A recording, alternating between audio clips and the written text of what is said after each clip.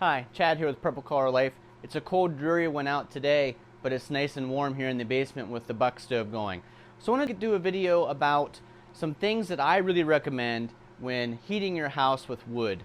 And we use this buck stove to heat our basement, which heats the floor of the entire house. And we also keep the basement door open so that some of the heat goes upstairs.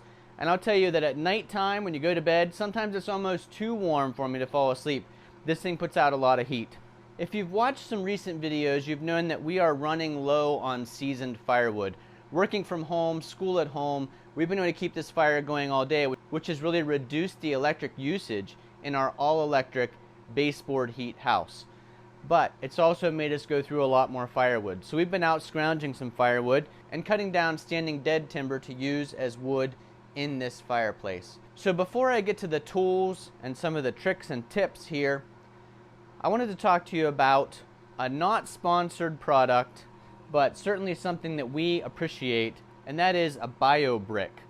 So these are made by a local kitchen cabinetry shop here in Northwest Pennsylvania, and you can buy these by the pallet. You can see behind me we have a partial pallet.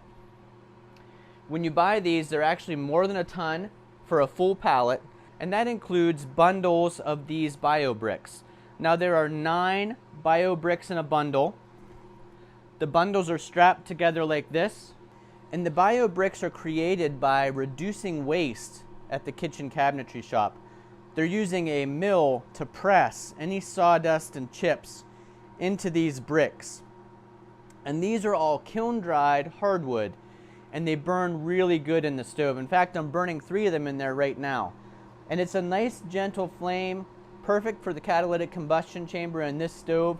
It puts out a good hot heat, and they last a long time. You put one of these in there and it'll burn for hours and hours. So a great idea if you don't have time to go out and cut firewood. If you want something that's not messy, if you want something that's very compact but produces a lot of heat, no bugs, easy to handle, and great for times when you don't have the ability to get firewood. So I have this here as kind of an emergency stack. We had a full pallet years ago. That was probably 10 years ago we bought that pallet. We burned through most of it that year. That year I had less time. I was working so much from morning through late hours at night that I couldn't go out and get my own firewood. So this to me was a great way. An entire pallet is $199, and that is 112 bundles of these 9 BioBricks. So 112 times 9 is what you get in the entire pallet, which is over a ton. And that right now, at the time of this filming, is $199 at the location, the kitchen store that we're able to get these. Now, like I said, we haven't bought these in years. I keep this as an emergency supply. If we can't get firewood, or we're trapped inside, or for some reason we need wood and we don't have it, these BioBricks are really easy to toss in there and burn.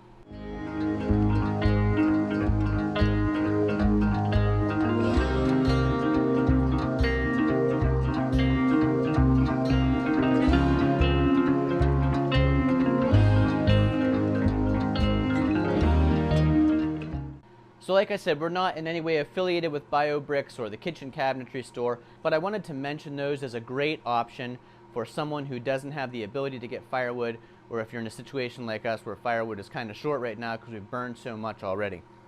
Some of the things that you should have nearby your wood burner if you're going to start using a wood burner. Obviously newspaper. You know, we crumple this up into tiny balls, 1 page at a time. So I'll take a piece out, crumble it up tight into a ball like this, put 6 or 8 of these on the floor of the wood burner to get it going. Another thing you need to have if you've got a wood burner like ours, I've got a separate box here. So anytime there's an ad in the paper that's like that slick stock or colored paper, I put that in here. That's not good to burn through our catalytic combustion chamber. So that's what this box is for. Obviously you want to have an ash pan and a scoop shovel. You can see that this is about ready to dump outside, but I scoop it between burnings, keep the bottom of the wood stove mostly clear. I do leave a slight coating down there. I think that it helps keep the coals a little hotter. But you know, you do want to have a good shovel and an ash pan. Having a good fire starts with good kindling wood. So you put that paper in the bottom.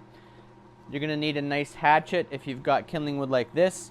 Now this is a pine board that I'm able to get. You can chop these up into small slivers, use that as your kindling. I use this board, this piece of plywood, as a base. So I'll set this on the ground, put the kindling on top of it, and that's how I split my kindling wood, just like that. The board keeps me, and you can see there's some hatchet marks in it. The board keeps me from chipping the cement when I'm cutting my kindling wood. And I just keep that all in this nice little crate.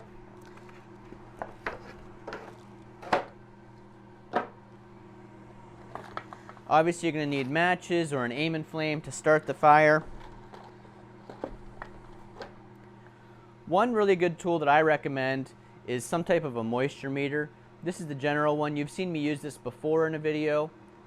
But this works great. You know, we brought all that wood in yesterday, and it was in the freezing rain. It had outside moisture. I was pretty sure the inside was dry, but I always check the wood before I put it in the wood stove, and I'll show you why. Now, if you look along this edge and right here, you can see where some stuff has dripped down the pipe. That was because we were desperate for wood. I put in some wood that was a little bit too wet, created some of that creosote in the chimney to get loosened up and kind of leak down there, down the pipe. So if you burn wet wood, that's what can happen inside your pipes and inside your stove, is that moisture kind of loosens up that creosote or creates the creosote, and it really gums things up. Now let me show you why this moisture meter is useful. It's got a nice cap on it, two little needle prongs with rubber caps. I just put the caps inside here and set it aside. I'll hit the power button and the display illuminates.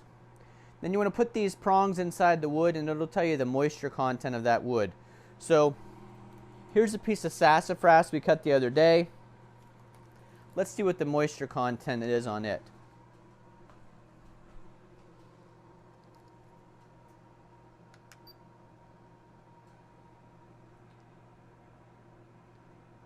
Showing as 9.7, low moisture.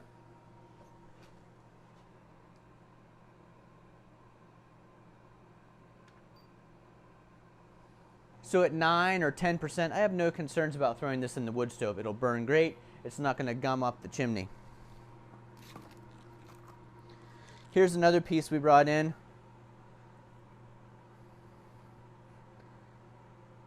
15.3 on this one. That's not too bad. I'd like it to be under 15 before I put it in the stove. Here's a piece we got yesterday. 14.3, and you can also check it in the grain to see what the center moisture is. Now you can see here, let's try it down here at the bottom. It gives us a high alert once it reaches 16% moisture. So I'll leave this one in the basement a little bit longer before I throw it in to let it dry out. Here's another piece of wood from yesterday. Now if you look at the end of it, visually, it looks like it's probably seasoned. It's got some cracks in there, but let's go ahead and put the gauge on it and see what we get.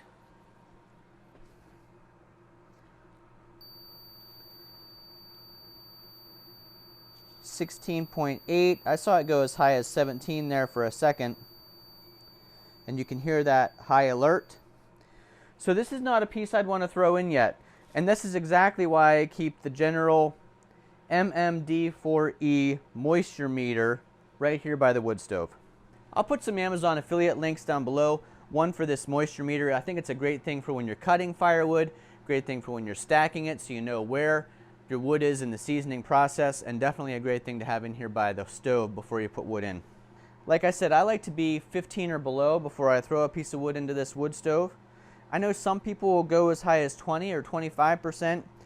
If you pick up wood along one of those roadside stands, you may see wood that's a much higher moisture percentage. So you always want to make sure before you throw a piece of wood into a wood stove that you've checked the moisture content. This is a inexpensive way to make sure you're burning only wood that should be burnt in your wood stove.